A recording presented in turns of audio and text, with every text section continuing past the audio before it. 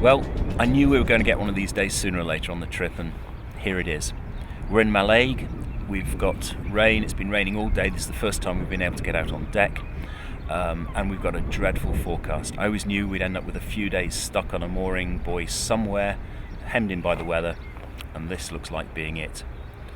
We chose coming to Mallaig because the guide, the 2011 guide to anchorages in Scotland, describes Mallaig's new harbour yacht facilities, due to open in May 2011. Pontoon berths for 45 yachts. I was really looking forward to that, tying up alongside a pontoon, having some power, water, getting a shower, all the facilities. Unfortunately, so far, the only progress that's been made on the new yacht marina is a digger and a pile of earth. So I don't know when it's going to be finished, but it's certainly not going to be any help to us. So we thought we might move on, but we're really low on fuel because of the voyage we've done so far since we last refueled.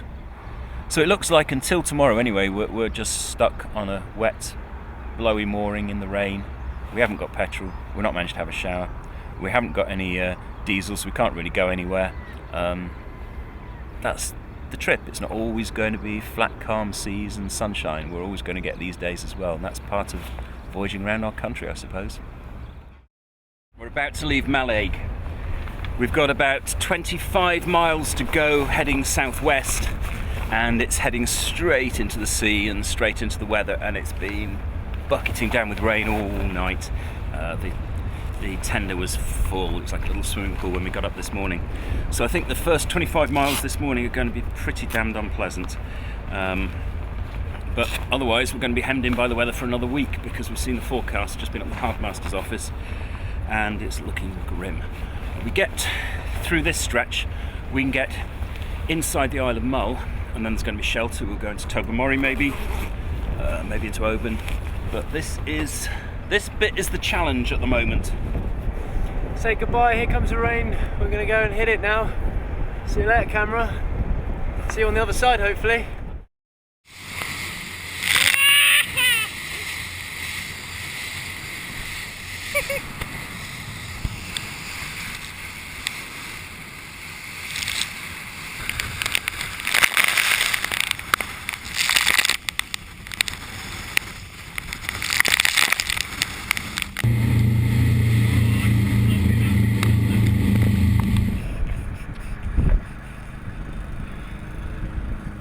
Well, we're in Oban Marina now, enjoying the luxury. We had a pretty rough day yesterday. It's probably the roughest day at sea that I've ever had on this boat, which was great, testing the boat and testing ourselves. We left Mallaig, and we left in about force 5 to 6 with lots of rainstorms and squalls coming through. And I have to admit that after about sort of 15-20 minutes I was wondering whether we'd made the right decision, whether we should run back to Mallaig. But we decided to press ahead, and it was very exciting. It was about 2.5 hours until we turned into the Sound of Mull, and we were just going straight into the sea. Fairly decent swell, plus the wind. There were a few times when we went into a wave so heavily that the bow went under, and the water actually washed over the bow, over the windscreen, over the chart desk, and back off the stern of the boat. And I've never ever had conditions like that. And literally every wave, we were just pounding on the waves. Water was spraying over the side into my face. I just couldn't see. It was either rain in my eyes or sort of spray in my eyes. It felt like somebody was permanently throwing buckets of salt water in my face. So it was a real relief when you could actually turn across the waves and suddenly into the tranquility of the Sound of Mull. So we've come down now, and we've moored up in the marina at Oban, which is actually just across the bay from the town of Oban itself.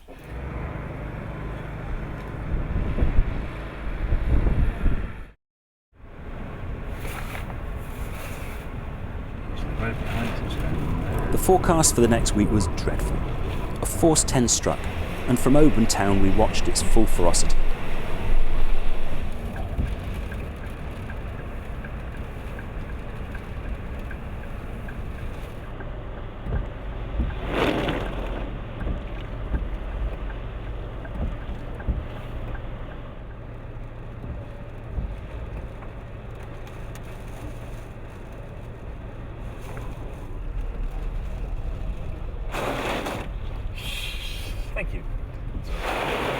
Several yachts were ripped from their moorings, including Simon Le Bon's former yacht Drum.